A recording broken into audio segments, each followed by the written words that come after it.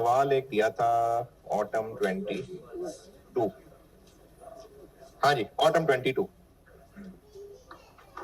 किया है तो मसले भी होंगे। किया है, मसले भी हैं। समझ नहीं आई? नहीं यार, आसान सा था ये तो। चलिए, जिनको सवाल समझ नहीं आया तो समझा देता हूँ भाई सवाल। 3 प्रोडक्ट्स L1 2 3 बनाते हैं और लोकल बेचते हैं, और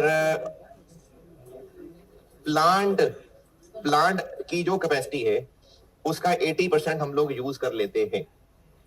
अच्छा, प्लांट की कैपेसिटी मशीन आवर्स के हिसाब से भी हो सकती है, और प्लांट की कैपेसिटी इस हिसाब से भी हो सकती है कि कितने वर्कर्स उस पर काम कर सकते हैं। तो प्लांट कैपेसिटी में मशीन आवर्स, लेबर आवर्स दोनों बातें आ सकती हैं। सवाल में चूंकि दिए मशीन आवर्स हैं तो इसलिए ये मशीन आवर्स का सवाल है। मशीन आवर्स लिमिटिंग फैक्टर है। अच्छा, लिमिटिंग फैक्टर कैसे है? क्योंकि सवाल में उन्होंने रिक्वायरमेंट कही है कि बताएं कितना खुद बनाएं और कितना आउटसोर्स करें ताकि प्रॉफिट मैक्सिमाइज हो सके। इससे पता चल रहा है इस टॉपिक का सवाल है। इसमें थोड़ा सा बस ट्रिकी सिनेरियो ये बना था कि जो हम लोकल बनाते हैं ना, वो तो टॉपिक ही नहीं है इस वक्त। इस वक्त डिस्कस ही जो नया ऑर्डर आया है वो होने लगा है। कहानी ये है कि इस वक्त हम लोग local sales, local L1 L2 L3 कितने कितने यूनिट्स बनाते हैं? 3500 6000 7000। और इतने यूनिट्स बनाने के लिए कितने कितने मशीन आवर्स लग जाते हैं? 6।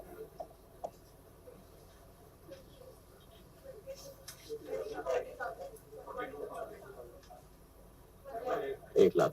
इतने मशीन आवर्स जो हमारा अभी तरीका चल रहा है उसमें हर महीने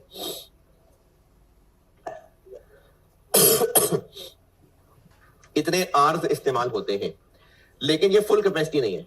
फुल कैपेसिटी का 80% है, यानी ये टोटल हमारी कैपेसिटी है इतने मशीन आवर्स।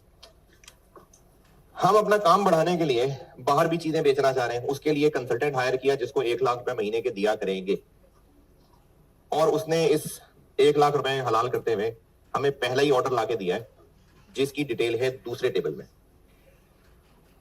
अब ये चूंकि हमने बाहर भेजना है तो इसके लिए कुछ खर्चे हमारे नॉर्मल से ज्यादा होंगे, और हम अगर खुद बनाते हैं तो मटेरियल, लेबर और ओवरहेड्स लगेंगे। लेकिन हमें एक पार्टी ने कहा है कि आप मटेरियल हमें दे दें, हम आपको बना देंगे। तो ये टेक्निकली एज सच मेक और बाय नहीं है। खुद मेक और किसी से मेक करवाना है, वो भी थोड़ा सा।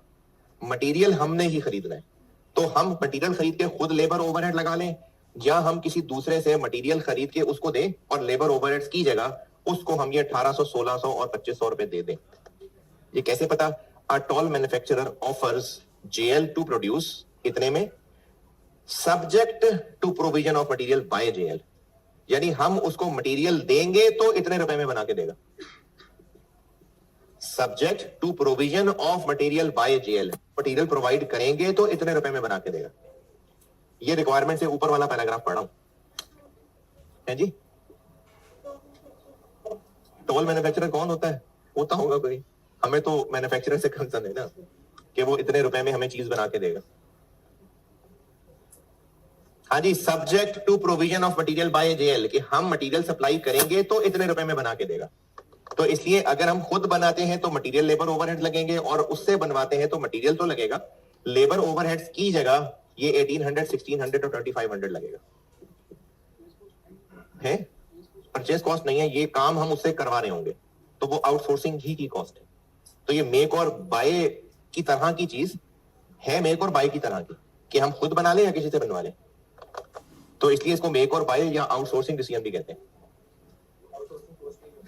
आउटसोर्सिंग कॉस्ट यही होगी 1800 1600 और 2500। हाँ जी, अंग्रेजी समझने में और कोई एतराज? अच्छा जी, हाँ एक चीज और, हाँ जी, management has decided, last sentence, to produce local orders on priority. यानी जो पहले लोकली बनाते थे वो तो बनाने ही बनाने, वो हमने खुद ही बनाने हैं। तो ये तो डिस्कशन से ही निकल गया ना। तो अब इसलिए सवाल पीछे रह ही सिर्फ उस एक्सपोर्ट ऑर्डर के लिए गया। एक्सपोर्ट ऑर्डर क्या है? 1200 यूनिट्स इसके हैं, 1500 इसके हैं, 1800 इसके हैं।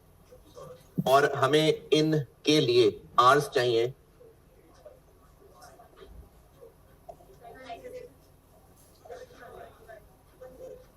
10, तो ये 25,000 से ज्यादा बन रहा है, तो इसलिए ये मेक और बाय और साथ लिमिटिंग फैक्टर आ रहा है। तो इसको सॉल्व करने के लिए हमने मेक और बाय वाले तरीके से करना है, तो वो मेक और ये आउटसोर्सिंग की कॉस्ट भी कंपेयर कर सकते हैं, या जो कल बताया था दोनों का कंट्रीब्यूशन भी कंपेयर कर सकते हैं। तो इसलिए दोनों का कंट्रीब्यूशन कंपेयर किया। हाँ, कंट्रीब्यूशन जब कंपेयर कर रहे होंगे तो सेल प्राइस कौन सी यूज करनी है, पहले टेबल वाली कि दूसरे टेबल वाली? दूसरे टेबल वाली, क्योंकि पहला टेबल हमारी डिस्कशन से बाहर है, वो तो हमने लोकली बना के बेचने ही बेचने हैं। बात तो सिर्फ हो रही है कि ये जो एक्सपोर्ट ऑर्डर है ये खुद बना लें या उससे बनवा लें। तो इस वक्त बात हो ही इस एक्सपोर्ट ऑर्डर की रही है, इसलिए सेल प्राइस भी दूसरे टेबल वाली यूज होगी। अच्छा जी, एक तो इसमें था ये वाला पॉइंट, और बस मेरी तरफ से यही है।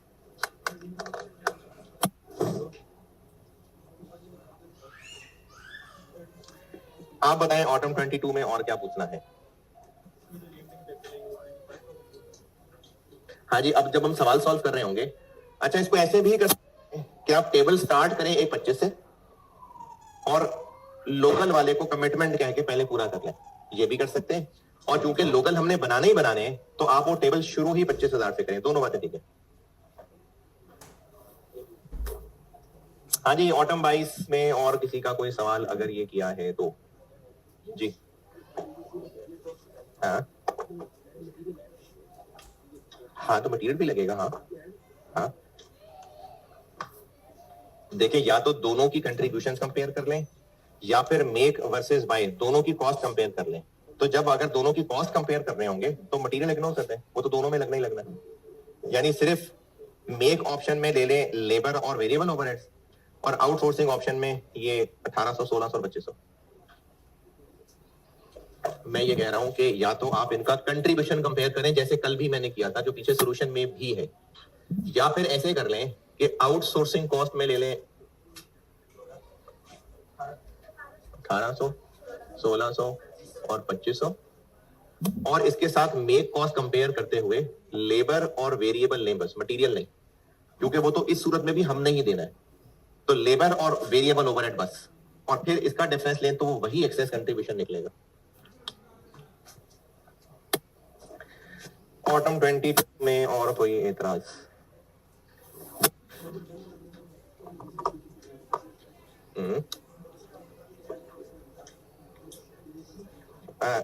एक्सेस कंट्रीब्यूशन निकालते हुए अगर ऊपर परचेज प्राइस ले रहे हैं तो नीचे मेक कॉस्ट माइनस करनी है, वेरिएबल सेलिंग कॉस्ट नहीं। हाँ ठीक है। हाँ।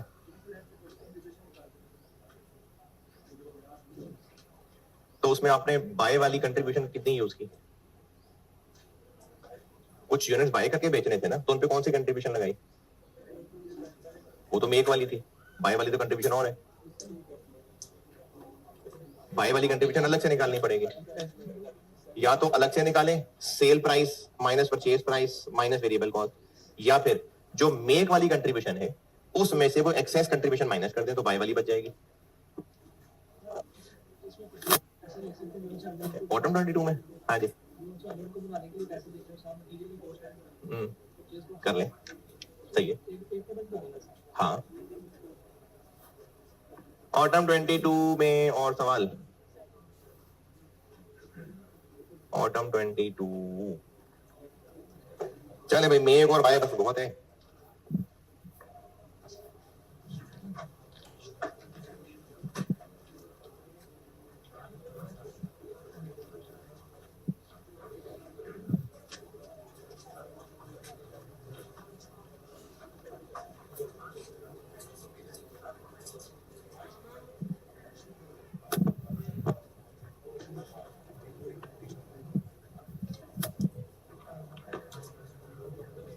कंटिन्यू और शट डाउन।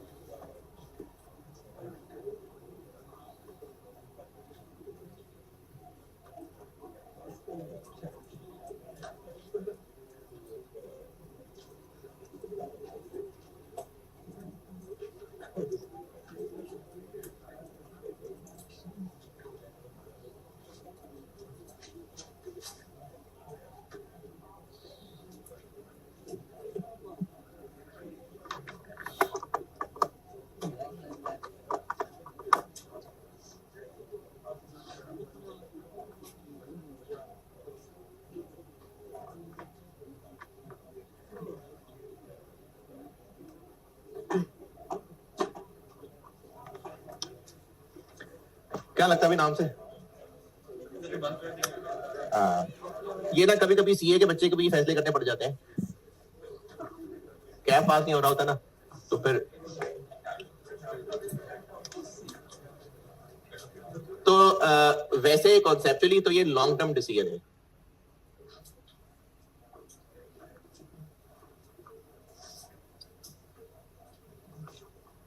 ये लॉन्ग टर्म डिसीजन है, क्योंकि अगर फैक्ट्री कंटिन्यू करेंगे तो फिर कितने अरसे तक, तो मल्टीपल ईयर्स है, तो है ये लॉन्ग टर्म डिसीजन।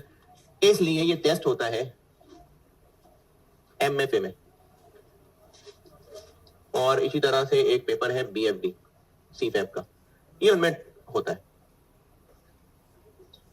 लेकिन उन्होंने चूंकि कॉस्ट के सिलेबस में भी बाहर डाला हुआ है, तो कॉस्ट के सिलेबस में डालने की वजह से इसका कोई ना कोई शॉर्ट टर्म सिनेरियो क्रिएट किया होता है।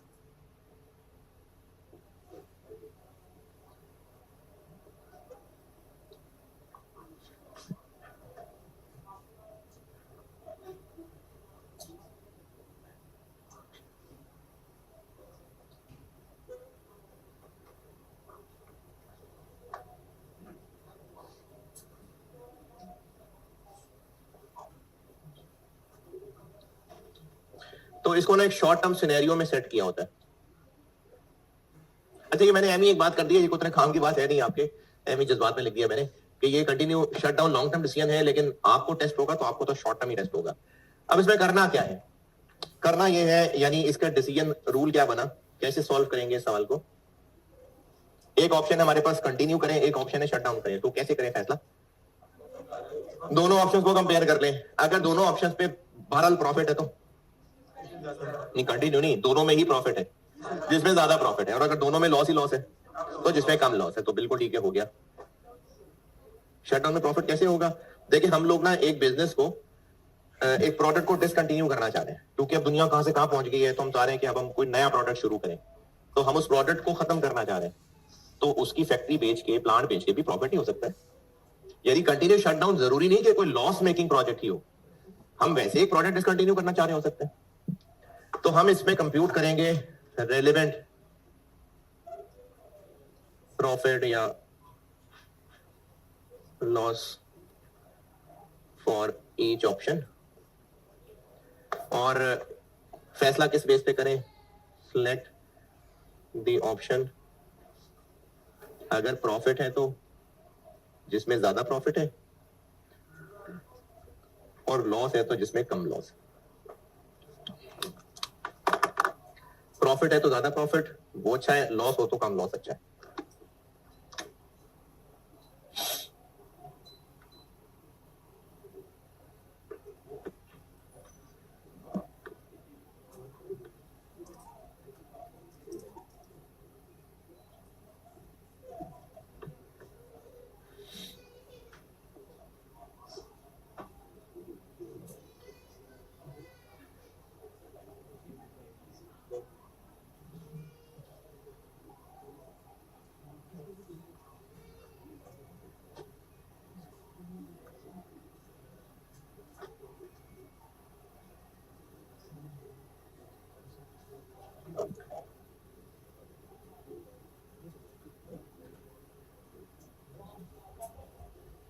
चलिए इसका करते हैं सवाल।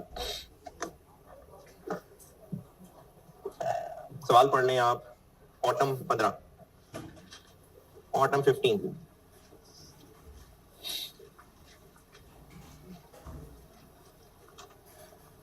ऑटम 15 होगा साहिल के नाम से, साहिल लिमिटेड। पढ़ लिख करता हूं।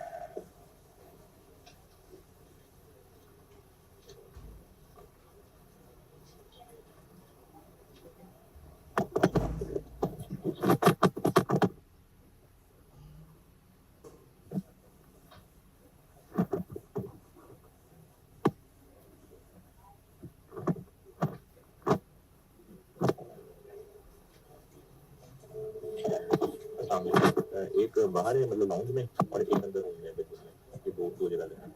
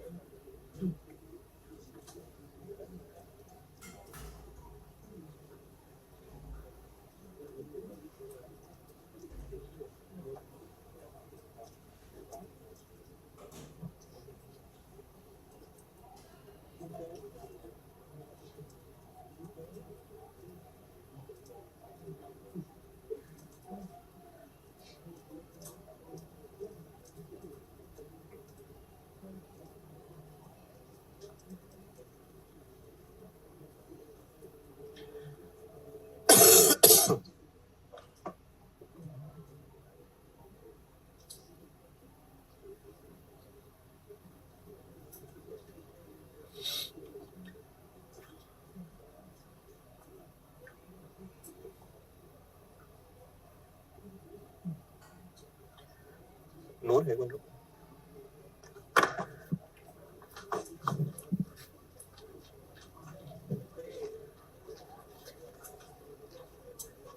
कैसे पता इस टॉपिक का सवाल है? रिक्वायरमेंट में तो लिखा बेस्ट कोर्स बताएं। ये डाटा से पता चल रहा है, हम सेगमेंट क्लोज करना चाह रहे हैं। बेस्ट कोर्स ऑफ एक्शन कितनी ऑप्शन है? 3 ऑप्शन। अच्छा, अंग्रेजी समझाता हूं पहले क्योंकि अंग्रेजी समझना भी एक मसला है। पहला पैराग्राफ, डायरेक्टर्स हैज डिसाइडेड, तो फिर बात खत्म हो गई। फिर हैज डिसाइडेड, हाँ जी, हैज क्या डिसाइडेड?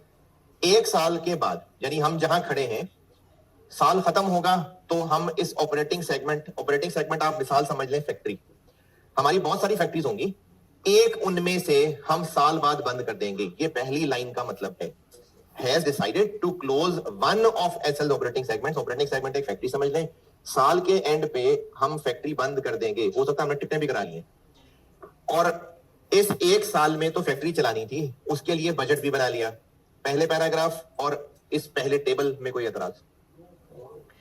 जब हम फैसला कर चुके थे यहां से जाने का, टिकटें भी करा चुके थे, तो कोई मैसेज लीक हो गया होगा। तो जब मैसेज लीक हो गया तो हमारे लोगों को पता चल गया और वो लोग नौकरी छोड़ के चले गए। जो हमारा स्किल्ड लेबर था वो नौकरी छोड़ के चले गए। Closure prompted majority of segment skilled labour to leave. हमारी ये बात जब खबर लीक हुई तो स्किल्ड लेबर छोड़ के चले गए। कंसिक्वेंटली मैनेजमेंट के पास अब फॉलोइंग अल्टरनेटिव्स हैं। एक अल्टरनेटिव ये है कि साल बाद हमने जाना है, अभी नहीं जाना, जाना साल बाद है, कितने साल बाद की मिली है, तो हम अभी ही फैक्ट्री खाली कर दें, और जाना चूंकि साल बाद है तो फैक्ट्री खाली करके किसी को बिल्डिंग किराए पे दे दें, या फिर साल किसी तरह भी गुजार लें। और उस किसी तरह का हल ये है कि हमें अगर अपने बंदे छोड़ के चले गए तो नए बंदे ले आते। ये पहला पैराग्राफ, उसके नीचे बना टेबल, और उसके नीचे फॉलोइंग इंफॉर्मेशन से ऊपर ऊपर तक, ये आपको सारा कुछ बताया मैंने। हाँ जी, पहला पैराग्राफ, पहला टेबल, और उसके बाद वाला पैराग्राफ अदर इंफॉर्मेशन से ऊपर ऊपर तक। इसमें कोई अंग्रेजी में एतराज, सवाल? सेकंड बुलेट पॉइंट का मतलब है कि हमें स्किल्ड लोग तो छोड़ के चले गए, तो हम नए लेबर को ले आते हैं और उनसे ही काम चला लेते हैं, और हम उनसे साल में मैक्सिमम बस 40,000 यूनिट्स बनवा सकेंगे। बजट बनाया था 50,000 यूनिट्स का, लेकिन अब चूंकि काम के लोग ही छोड़ गए हैं तो हमें इन लोगों से काम किसी तरह से गुजारा चलाना है, तो बस 40,000 यूनिट्स बना सकेंगे, और वो भी कोई इतनी अच्छी क्वालिटी का नहीं होगा। अदर इंफॉर्मेशन से ऊपर ऊपर वाली अंग्रेजी में कोई सवाल? The following further information is available. तो इससे ऊपर तक अभी लग रही हैं 2 ऑप्शंस। क्या 2 ऑप्शंस? फैक्ट्री खाली करके किराए पे दे दें या खुद यूज करके प्रोडक्शन कर लें। साल बाद हमने चले जाना है, यानी ये फैसला हो चुका हुआ है कि साल बाद चले जाना है, तो इसलिए ये शॉर्ट टर्म डिसीजन मेकिंग कि 1 साल का फैसला करना है कि साल में बिल्डिंग खाली करके किराए पे दें या खुद बिल्डिंग फैक्ट्री चलाएं। तो यहां तक कितनी ऑप्शन लग रही हैं? 2। लेकिन पॉइंट नंबर 1 पढ़ते हैं तो ये 2 नहीं 3 ऑप्शन है। एक ऑप्शन है बिल्डिंग खाली करके किराए पे दे दें, एक ऑप्शन है कि हम फैक्ट्री खुद चलाएं और सेल प्राइस चेंज ना करें, तो ऐसा करके हम सिर्फ 30,000 यूनिट्स बेच सकेंगे, और तीसरी ऑप्शन ये है कि हम फैक्ट्री चलाएं, प्राइस कम कर दें और उस तरह हम 40,000 यूनिट बेच सकेंगे। तो 3 ऑप्शन है। फॉलोइंग इंफॉर्मेशन पॉइंट 1 तक, शुरू से लेके पॉइंट 1 तक की अंग्रेजी में बताएं, कुछ पूछना है? हाँ जी। अच्छा, अब इसके बाद जो पॉइंट 2 से लेके आगे पॉइंट 6 तक है वो सब खर्चों की बात है, तो वो सोल्यूशन शुरू करते हैं, तो बनाते हैं। Advise the best course of action, तो सवाल कैसे प्लान करें? 3 ऑप्शंस सॉल्व कर लेते हैं। एक ऑप्शन है कि हम क्लोज डाउन कर दें और रेंट पे दे दें। एक ऑप्शन ये है। एक ऑप्शन ये है कि कंटिन्यू करें और प्राइस सेम रखें, और अगर ऐसा किया तो कितने यूनिट्स बनेंगे? 30,000। और एक ऑप्शन ये है कि प्राइस कम कर लें।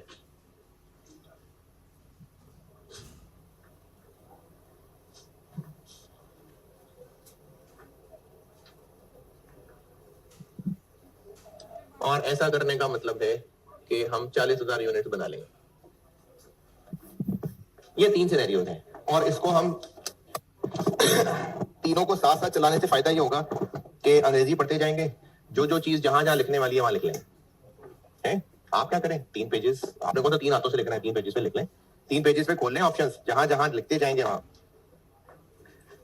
तो 3 पेजेस पे तीनों ऑप्शंस खोल लें।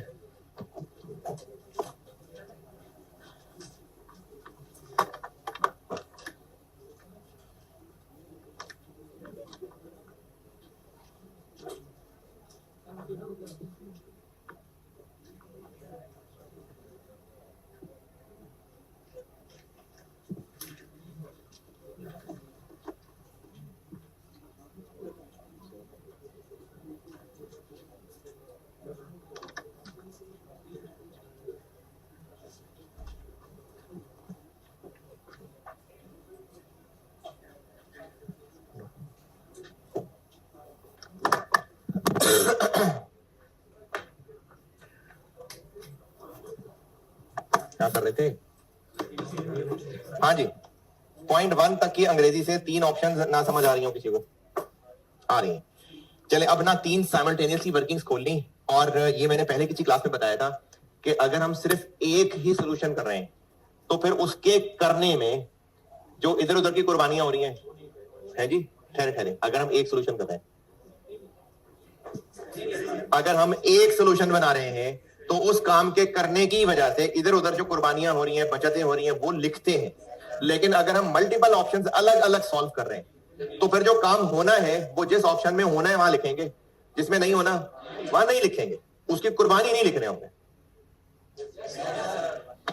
तो पहले पैराग्राफ से शुरू करते हैं, जो जो जिस वर्किंग में लिखना है वो लिख लेंगे। पहले पैराग्राफ में 50,000 यूनिट का बजट बनाया था, ये तो बात आई गई, लेकिन शायद हमें कुछ पर यूनिट फिगर्स निकालने में इसकी हेल्प मिले, क्योंकि उसने ये क्या कहा है, सेम, तो सेम कितनी सेम?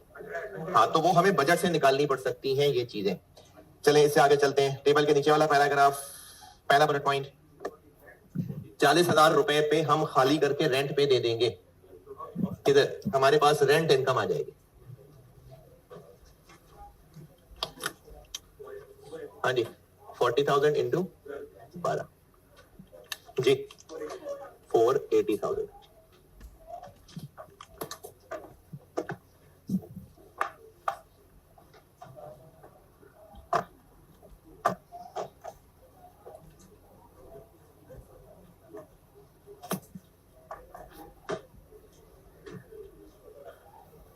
फिर आगे अगला बुलेट पॉइंट,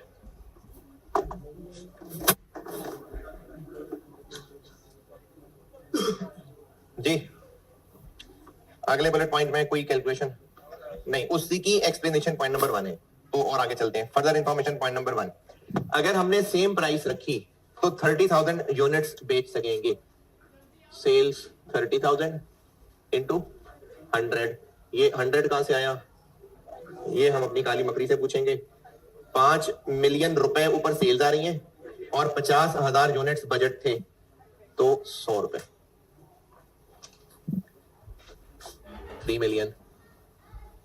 और अगर प्राइस रख ली 90 तो 40,000।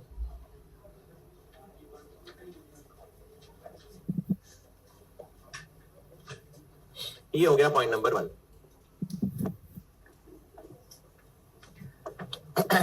पॉइंट नंबर 1 में कोई एतराज, तकलीफ, को बुरा लगा हो किसी को? पॉइंट नंबर 2, 25,000 केजी मटेरियल पड़ा हुआ है, तो फिर पड़ा हुआ है तो पड़ा हुआ है, क्या करें इसको? हाँ जी, 25,000 मटेरियल हमारे पास है तो ठीक है, काम में ले आते हैं। क्या इस 25,000 केजी से काम चल जाएगा या नहीं? कैसे पता, कैसे चेक करें? देखें ऊपर टेबल में ना 50,000 यूनिट्स का बजट है और 50,000 केजी मटेरियल है, तो इसका मतलब है एक यूनिट के लिए 1 किलो। तो हम लोग 25,000 किलो से 25,000 यूनिट तक तो बना लेंगे, लेकिन और मटेरियल चाहिए होगा। तो इस सूरत में हमें जो एडिशनल चाहिए होगा, कितना? 5,000 किलो। वो कितने का मिलेगा? ये कितने का मिलेगा? ये जो 5,000 और लाना, 5,000 कैसे? 30,000 है ना, तो 25 पहले पड़ा हुआ है, 5,000 किलो और लाना पड़ेगा। कितने का मिलेगा? कौन सा 19 जो पॉइंट 2 में लिखा हुआ है? नहीं, पॉइंट 2 वाला नहीं, वो इत्तेफाक से 19 है। ये हमें ऊपर टेबल से ही निकालना पड़ेगा कि 950,000 में 50,000 किलो आने थे, तो एक कितने का? ये वो वाला 19 है, 95,000। और इधर चाहिए होगा मटेरियल एडिशनल,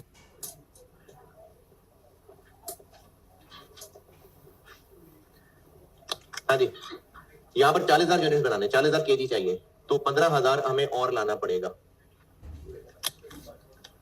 285,000।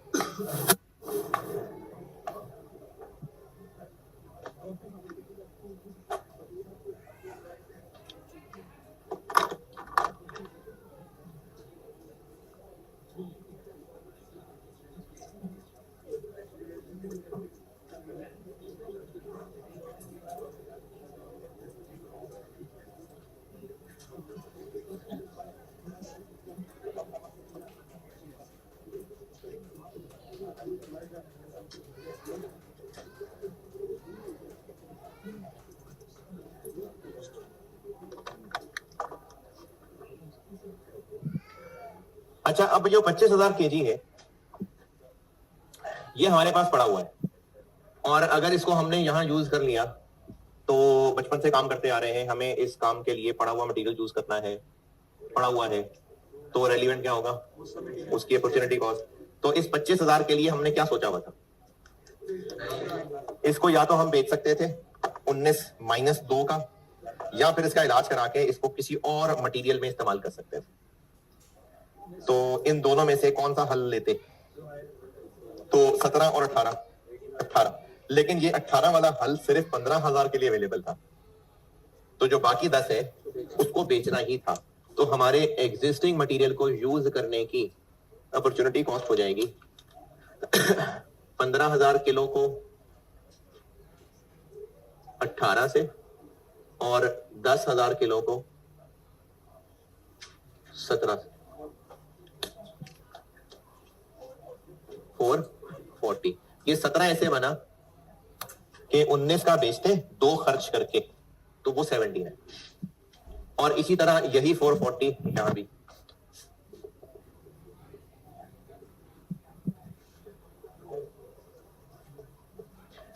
इस 440 को यहां लिखने में एतराज, जो लोग जाग रहे हैं, इस 440 को यहां लिखने में कोई एतराज होना चाहिए था? है एतराज? हाँ जी, है एतराज? क्या एतराज? नहीं एतराज? अच्छा,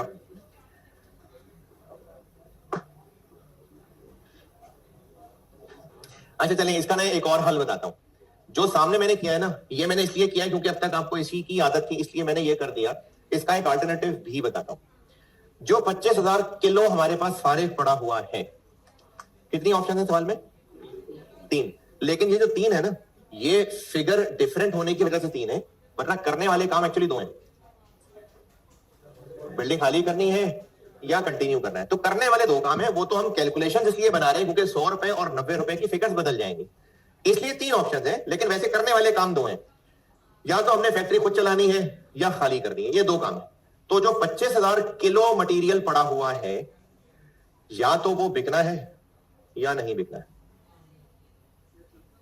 देखें, अगर हम फैक्ट्री खाली कर देंगे तो वो जो 25,000 किलो पड़ा हुआ है वो बेच देंगे, और अगर फैक्ट्री खुद इस्तेमाल करेंगे तो फिर खुद इस्तेमाल कर लेंगे। तो या तो उसने बिकना है या नहीं बिकना है।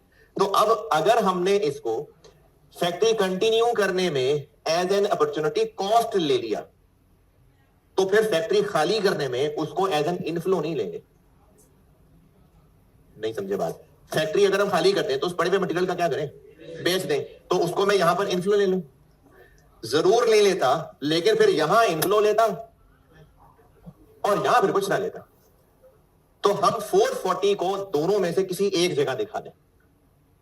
फिर सुन ले, हम फैक्ट्री खाली कर देंगे या फैक्ट्री खुद यूज कर रहे होंगे। इन एनी केस पड़ा हुआ मटेरियल जो है वो या तो यूज होगा या नहीं होगा। दूसरा अंदाज, या बिकेगा या नहीं बिकेगा, यानी एक ही काम हो सकता है।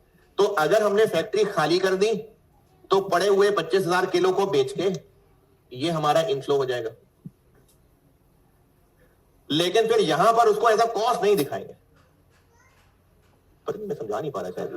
देखिए, जो पड़ा हुआ मटेरियल है, अगर हमने फैक्ट्री कंटिन्यू की तो उसको यूज कर लेंगे, ना कंटिन्यू की तो बेच देंगे। तो या तो उसने बिकना है या नहीं बिकना है। दोनों ऑप्शन में फर्क किस बात का है? मटेरियल के बिकने का। तो उसका बिकना यहां इनफ्लो दिखा दे, यहां ना दिखाएं, या फिर उसका ना बिक सकना यहां पर कॉस्ट दिखा दें और वहां कुछ ना करें। तो दोनों बातें ठीक है। यहां पर एज एन इनफ्लो दिखा दें, फिर ये खाली कर दें, या यहां एज अ कॉस्ट दिखा दें और यहां कुछ ना लिखें। करना दोनों में से एक काम है। तो अगर आपको वहां इनफ्लो लिखना ठीक लग रहा है तो वहां इनफ्लो लिख लें, इन दोनों 440 नेगेटिव को यहां से हटा दें। और ये मैंने लिखा इसलिए क्योंकि आदत इसकी है, तो यहां पर एज अ कॉस्ट लिख लें, वहां कुछ ना लिखें। हाँ जी। अच्छा, अगर ऐसा होता, अगर कि जो पड़ा हुआ मटेरियल है वो होती रद्दी ही, लेकिन उस रद्दी को बेचने की 2 शक्लें हो सकती थी। या तो फैक्ट्री खाली करके सारी ही रद्दी बेच रहे होते तो वो पड़ा हुआ मटेरियल 50,000 रुपए का बिकता, या अगर कंटिन्यू करते तो हो सकता है अपने किसी सप्लायर से नेगोशिएट करके उसको 70,000 का बेच देते। हमने वो इस्तेमाल नहीं करना था, रद्दी है। अगर फैक्ट्री खाली करनी होती तो वो रद्दी 40,000 की बिकती, पता नहीं मैंने पहले क्या बोली फिगर, रद्दी 40,000 की बिकती, या फिर अगर कंटिन्यू करना होता तो वो रद्दी 70,000 की बिकती। फिर हम जहां 40 की बिकती वहां 40 इनफ्लो लिखते, जहां 70 की बिकती वहां 70 इनफ्लो लिखते। नहीं समझ आई बात? लेकिन जहां पर या उस मटेरियल ने बिकना है या नहीं बिकना है, तो यहां पर उसका बिकना इनफ्लो दिखा दें, यहां कुछ ना दिखाएं, या फिर यहां उसका ना बिकना कॉस्ट दिखा दें, यहां ना दिखाएं। तो इन दोनों में से किसी एक जगह वहां पॉजिटिव लिख के यहां 0 कर दें, या यहां नेगेटिव लिख के वहां 0 कर दें। ओके तो पॉइंट नंबर 2 की अंग्रेजी फिर पढ़ लें, अगर इसमें कोई एतराज तकलीफ है तो बताइए।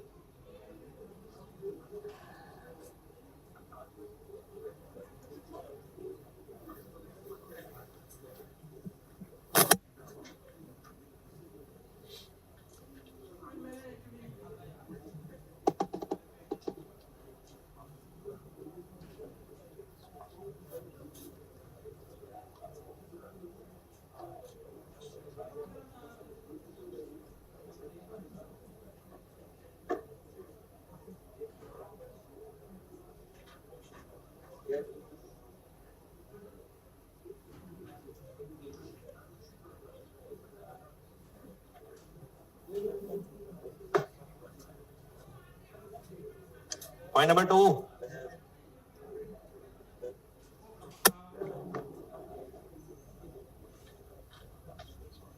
पॉइंट नंबर 3, हमें ये काम अगर हमने कंटिन्यू करनी है तो लोग तो हमारे गए, तो हमें नए लोग लाने पड़ेंगे 24 पर यूनिट पे, तो लेबर कॉस्ट पड़ेगी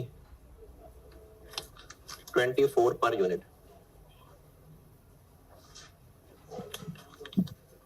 720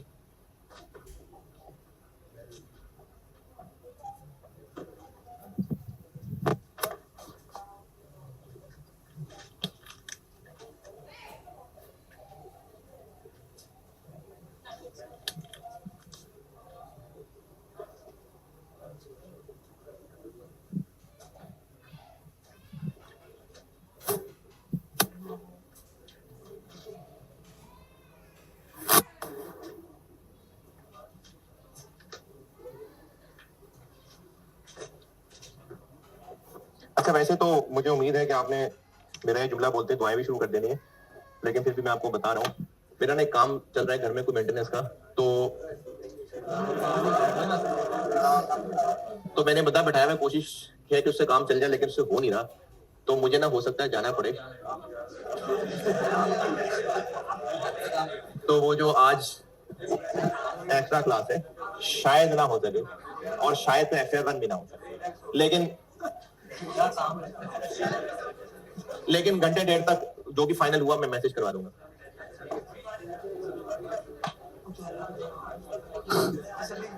अच्छा ये तो पूरा करूं ना। अच्छा वैसे इंशाल्लाह ये कॉस्ट भी अभी तक के हिसाब किताब में तो मैं 31 को कर दूंगा खत्म इंशाल्लाह, और यानी आज की एक्स्ट्रा छूटने के बाद भी हो जाएगी इंशाल्लाह 31 को खत्म, और FR1 शायद मुझे कोई हफ्ता इतवार लगाना पड़ जाए, यानी 1 और 2 फरवरी शायद, लेकिन वो भी इंशाल्लाह तब तक हो जाएगा जिनका FR1 है।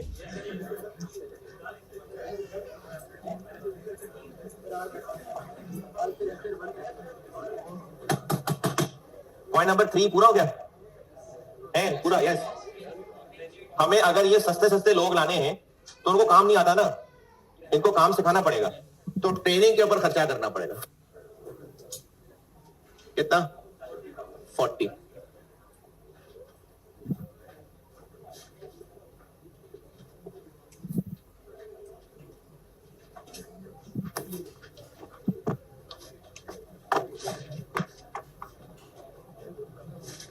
पॉइंट नंबर 4 अच्छा आपसे खुशियां संभाली नहीं जा रही है, सवाल तो पूरा कर लो ना। पॉइंट नंबर 4, प्रोडक्शन होगी तो वेरिएबल ओवरहेड तो डेफिनेटली होंगे, और वो होंगे 20% ज्यादा। किससे 20% ज्यादा? बजटेड से। तो बजटेड किधर है? ऊपर टेबल में हमें 50,000 यूनिट से डिवाइड करके निकालना पड़ेगा।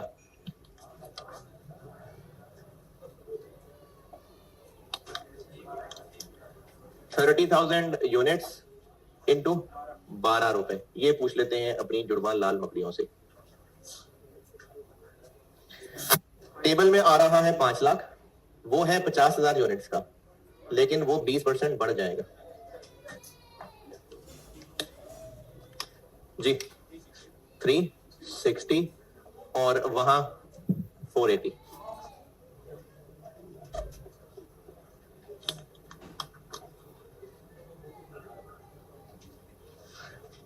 अच्छा अभी से रक्षे वाले को ना कह देना, हो सकता है मैं क्लास ले सकूं।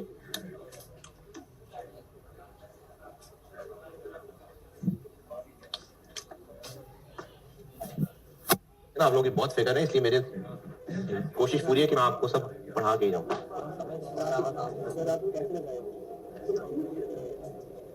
पॉइंट नंबर 4 तक।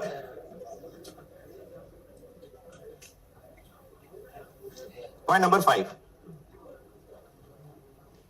जो ऊपर फिक्स्ड ओवरहेड्स आ रहे हैं उनमें एक तो डेप्रिसिएशन है, और मशीनों की डेप्रिसिएशन यानी जो एग्जिस्टिंग मशीनें हैं उसकी डेप्रिसिएशन कभी भी एक रेलेवेंट खर्चा नहीं होता, क्योंकि डेप्रिशिएट तो इन एनी केस उन्होंने होना ही होता है, और वो भी पुराना हुआ खर्चा होता है। डेप्रिसिएशन कोई नया खर्च नहीं हो रहा होता, पुराना जा चुका पैसा सिर्फ matching concept over the period फैला हुआ होता है, कोई अलग से खर्चा थोड़ी होता है, तो इसलिए डेप्रिसिएशन नहीं हुआ करती रेलेवेंट। लेकिन ये मशीन जो इस फैक्ट्री में है ये बेच देंगे हम। हाँ, बेचना तीनों ऑप्शंस में डिफरेंट फिगर्स पे होगा, इसलिए जिस जिस ऑप्शन में जो फिगर बनती है वो लिखेंगे। हम अगर अभी फैक्ट्री खाली कर दें तो मशीनें अभी बेच देंगे, कितने की? 830। ये मैं मटेरियल में भी बात कर रहा था कि अगर पड़ी हुई चीज हमने इन एनी केस बेचनी होती लेकिन डिफरेंट डिफरेंट अमाउंट पे बेचनी होती तो फिर हर ऑप्शन में उसकी रिस्पेक्टिव अमाउंट आती। तो यहां पर हम मशीन 830 की बेच सकते हैं अभी, लेकिन अगर इस्तेमाल करके बेची तो 5 रुपए पर यूनिट सस्ती होती जाएगी। किससे सस्ती? 830 से। तो 830 में से माइनस 5 रुपए इंटू 30, 680। और यहां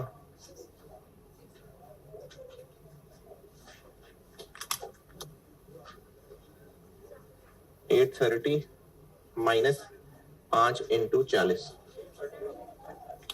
630।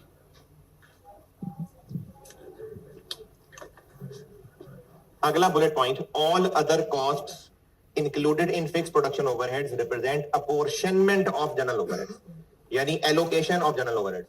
इस बिजनेस की है और बहुत सारी फैक्ट्रियां, तो उस बिजनेस के जो कॉमन खर्चे हैं वो फैक्ट्रीज को एलोकेट होते, तो ये वो एलोकेटेड फिगर है, ये रेलिवेंट नहीं होती। ये ब्रैकेट कौन लगा गया यार?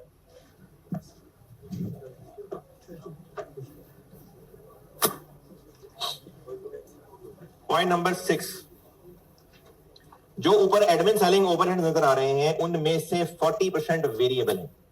तो वेरिएबल है तो फिर कंटिन्यू में आएंगे। एडमिन एंड सेलिंग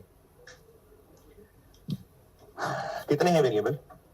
ऊपर एडमिन सेलिंग आ गया 10 रुपए पर यूनिट, ऊपर वाले टेबल से, उसमें से 4 वेरिएबल, 40% वेरिएबल है, तो 4 रुपए। 4 रुपए कैसे? ऊपर 5 लाख है ना, उनमें से 40% उसको 50,000 यूनिट से डिवाइड कर दें तो 4 रुपए, तो 4 रुपए per unit variable admin selling है, तो 30,000 इंटू 4,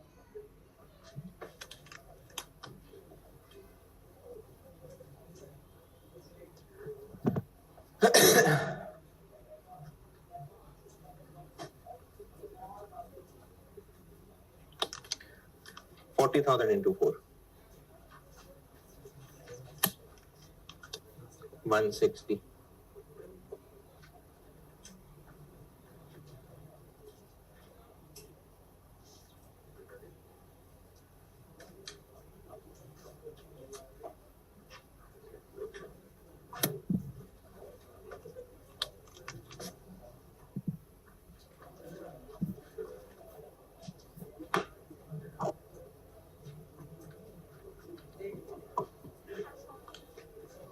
कितना?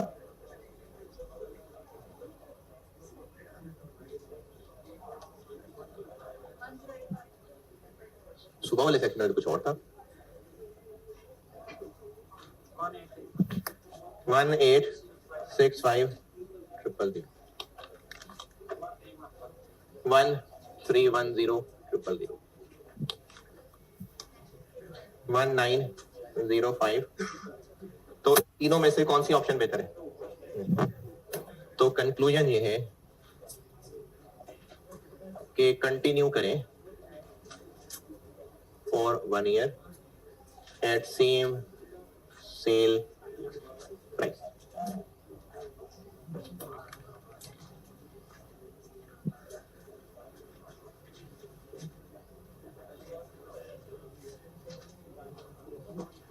ये शॉर्ट टर्म डिसीजन मेकिंग तकरीबन खत्म के करीब है, तो बहुत मुश्किल है। सीवीपी से आसान है।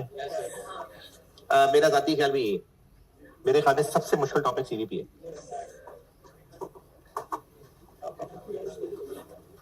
इसके बाद इन्वेंट्री मैनेजमेंट कराना है लास्ट टॉपिक, वो उसका एक पोर्शन मुश्किल है, बाकी वो भी आसान है, लेकिन एक पोर्शन मुश्किल है उसका। है जी, अगर हाँ अगर आज की क्लास हो गई तो